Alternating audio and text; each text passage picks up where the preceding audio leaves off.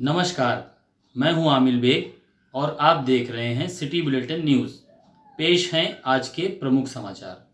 कांग्रेस के कार्यकर्ताओं ने आज डीजल पेट्रोल के मूल्यों में भारी वृद्धि को लेकर जिलाध्यक्ष अखिलेश यादव की अगुवाई में सिविल लाइन स्थित पेट्रोल पंप के समक्ष जोरदार प्रदर्शन करके डीजल पेट्रोल के दामों में भारी बढ़ोतरी पर आक्रोश जताकर बढ़े दामों को वापस लेने की मांग की। इस अवसर पर जिलाध्यक्ष अखिलेश यादव ने मौजूद लोगों को संबोधित करते हुए कहा कि 2014 में जब 45 व 55 में डीजल पेट्रोल का दाम था, तब यही भारतीय जनता पार्टी के लोग कांग्रेस के विरोध में नंगा नाच करते थे। आज जब अंतर्राष्ट्रीय बाजार में कच्चे तेल के दामों में भारी कमी है, तब पेट्रोल डीजल के दाम 90 और 100 रुपये प्रति लीटर पहुंच रहे हैं और भारतीय जनता पार्टी के लोग इसे जायज ठहरा रहे हैं। पेट्रोलियम पदार्थों के दामों में भारी वृद्धि से आवश्यक खाद्य सामग्री के भी दामों में बेतहासा वृद्धि हो रही है। आज सरसों के तेल व रिफाइंड तेलों का दाम 170 से 190 रुपये लीटर है। अखिल भारतीय कांग्रेस कमेटी के सदस्य राजेंद्र प्रताप सिंह ने कहा कि साल भर में 26 रुपये पेट्रोल व 24 रुपये डीजल के दामों में बढ़ोतरी कर भाजपा की सरकार ने इस महामारी में आम आदमी को बेहाल कर दिया। कांग्रेस कार्यकर्ता पूरे एकजुटता के साथ जन जन में इनके कर्मों को उजागर करें। कांग्रेस के प्रदेश सचिव सुनील पाठक ने कहा कि आम आदमी इस महामारी में कमर तोड़ महंगाई से त्रस्त है और ऐसी नाकारा भाजपा सरकार को उखाड़ फेंकने को तैयार है। इस मौके पर कांग्रेस के तमाम नेता, जिनमें राम नरेश मौर्य, अब्दुल हकीम, उमेश उपाध्याय, शरद शुक्ला, ब्रजेश रावत, रामसागर रावत, शैलेंद्र पांडे, मनीष सिंह आदि मौजूद रहे। देश में जिस तरीके से वैश्विक महामारी जो कोविड की फैली है, उसे लेकर क्या 13 महीने में डीजल पेट्रोल मूल्य वृद्धि की गई, जिसमें डीजल और पेट्रोल 23 से 25 रुपये लगातार मूल्य वृद्धि की गई। आज कोविड से परेशान है आम जनमानस। दूसरे, आप महंगाई के बोझ से दबा रहे हो, उसे महंगाई से मार रहे हो। आज डीजल पेट्रोल मूल्य वृद्धि, कच्चा तेल सस्ता होने के बावजूद 90 रुपये डीजल, 90 और 100 रुपये से अधिक पेट्रोल के दाम, ये कहाँ का न्याय है? आप गरीब के हित की बात करते हो, आम जनमानस के हित की बात करते हो। आप जब सत्ता में नहीं होते हो, कहते हो 35 और 40 रुपये डीजल पेट्रोल हम बेचेंगे, हमारी सरकार आएगी। आज तुम सत्ता में बैठे हो, आज क्या बताना चाहते हो? 90 रुपये से अधिक डीजल है और 100 रुपये से अधिक पेट्रोल का दाम कर दिए हो। गैस का दाम 900 रुपये से अधिक। इस तरीके से कांग्रेस पार्टी चुप नहीं बैठेगी, आम जनमानस की आवाज उठाएगी। अगर तुम इस मूल्य वृद्धि को वापस नहीं लेते हो, कांग्रेस पार्टी। अयोध्या में राम मंदिर निर्माण के साथ मंदिर की सुरक्षा में बनाने वाले परकोटे के निर्माण को लेकर मंथन तेज कर दिया गया है। राम मंदिर में मिर्जापुर के पत्थरों से मंदिर का बेस प्लिम्स तैयार किया जाएगा और राजस्थान के बंसी पहाड़पुर के पिंक स्टोन से मंदिर का निर्माण होगा। तो वही मंदिर की सुरक्षा को लेकर बनाने वाले परकोटे के निर्माण के लिए जोधपुर के लाल पत्थरों को लगाए जाने पर मंथन किया जा रहा है। यह जानकारी देते हुए राम जन्मभूमि तीर्थ क्षेत्र ट्रस्ट के महामंत्री चंपत राय ने बताया कि राम मंदिर निर्माण में 3 अलग अलग तरीकों के पत्थरों का प्रयोग होगा। मंदिर का बेस, प्लिंथ, शिखर सहित मंदिर व परकोटे तीनों में अलग अलग पत्थरों का प्रयोग होगा, जिसमें मंदिर के बेस प्लिंथ के 4 लाख क्यूबिक मिर्जापुर के पत्थरों से निर्मित होगा और मंदिर निर्माण राजस्थान के बंसी पहाड़पुर के पत्थरों का प्रयोग किया जाएगा। तो वहीं मंदिर की सुरक्षा के लिए 5 एकड़ भूमि पर परकोटे के निर्माण के लिए पत्थरों पर मंथन किया जा रहा है।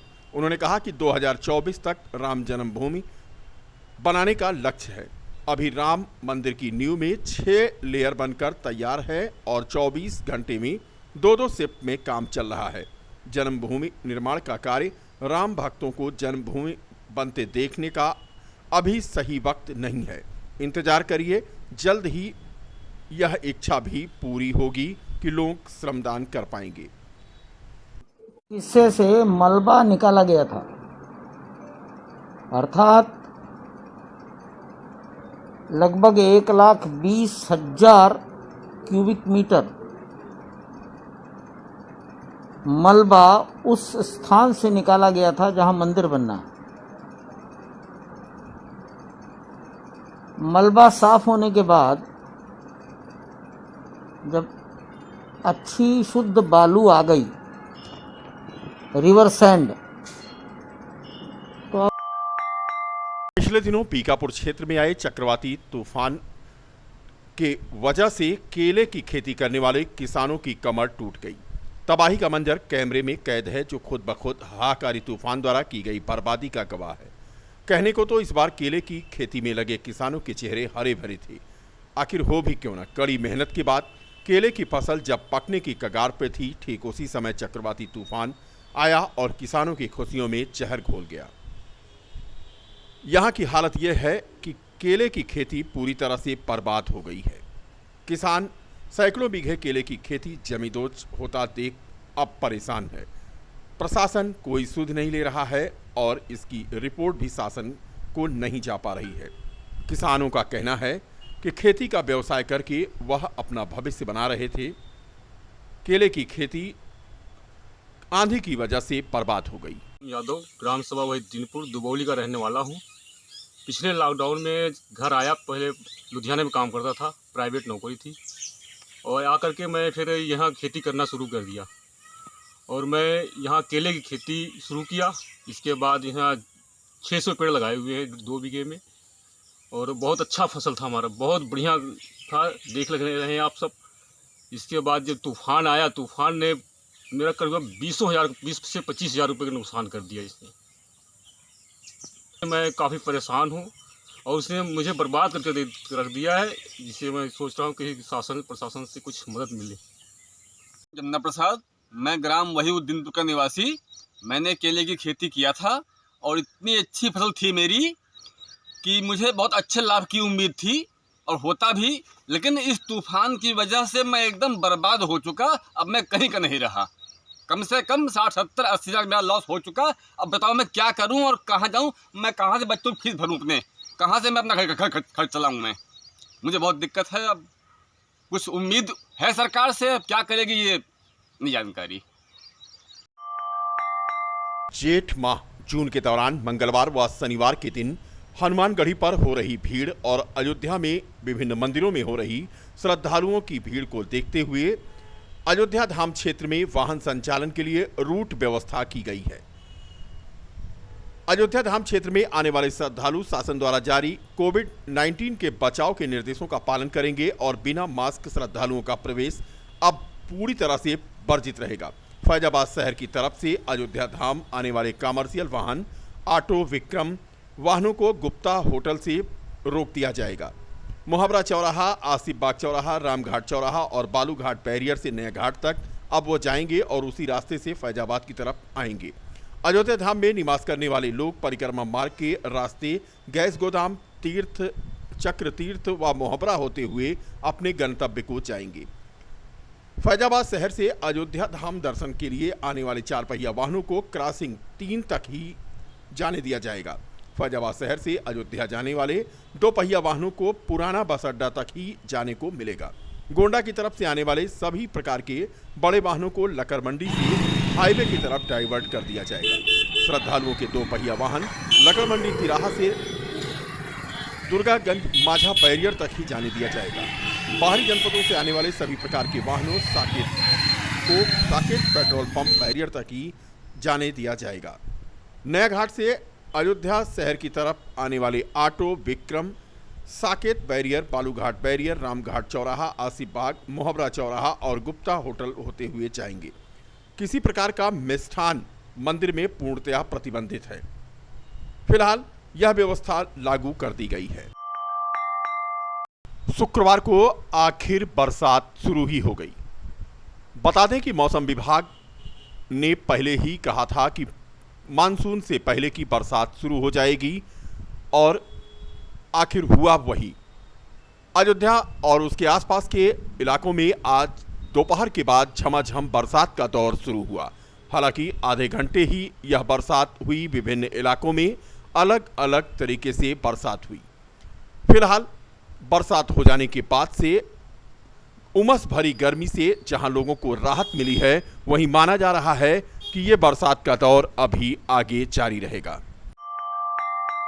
शहर के शिवनगर कॉलोनी स्थित वीएन एकेडमी स्कूल में पौधरोपण का आयोजन किया गया। विश्व पर्यावरण दिवस पर पर्यावरण के संरक्षण को लेकर पौधरोपण का यह कार्यक्रम जो आयोजित किया गया उसका संचालन मैनेजर राकेश श्रीवास्तव, प्रिंसिपल मदन लाल श्रीवास्तव के द्वारा किया गया। राकेश श्रीवास्तव ने कहा कि वर्तमान में कोरोना महामारी को देखते हुए पौधों का रोपण किया गया। जिम्मेदार नागरिक का दायित्व भी है कि पर्यावरण को संरक्षित करने में अपना योगदान दें। कोरोना की दूसरी वेव खतरनाक है। अभी केस आने कम हुए हैं लेकिन खत्म नहीं। सभी लोग कोरोना की गाइडलाइन का पूर्णतः पालन करें। और कोरोना की दूसरी वेव में लोगों को ऑक्सीजन से संबंधित काफी दिक्कतें आईं। इसको देखते हुए भी पर्यावरण को मेंटेन रखने के लिए पौधे लगाए जाएं। वहीं पत्रकार राहुल श्रीवास्तव ने कहा कि हम सभी एक पौधा जरूर रोपें। कार्यक्रम के दौरान मुख्य रूप से राकेश श्रीवास्तव, हरिनारायण श्रीवास्तव, मदन लाल, अशोक कुमार यादव, राजेश कुमार, हरिकेश यादव सहित अन्य लोग उपस्थित थे।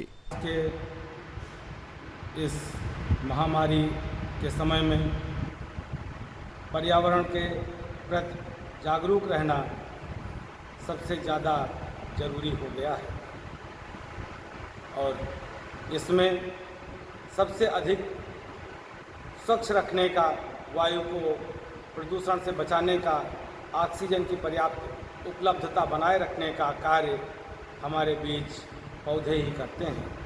इसलिए प्रत्येक जागरूक नागरिक को पौधों को लगा करके अधिक से अधिक संख्या में वृक्षों का संरक्षण करना चाहिए, जिससे हमें शुद्ध हवा मिलती रहे। बीकापुर के मजरुद्दीनपुर गांव में स्थित गौशाला का इन दिनों नजारा बदल गया है। गौशाला में गौ सेवा करने वालों की कतार लग रही है। बता दें कि यहां पर ग्राम प्रधान सावित्री सिंह के पुत्र लल्लू सिंह ने पदभार संभाला तो उनका सहयोग देने के लिए क्षेत्र के लोग भी आगे आए। कोछा बाजार निवासी अनिल पांडे ने भी उनके साथ गौशाला में गौ सेवा में अपनी टीम लगा दी। जज्बा उनका देखने लायक है।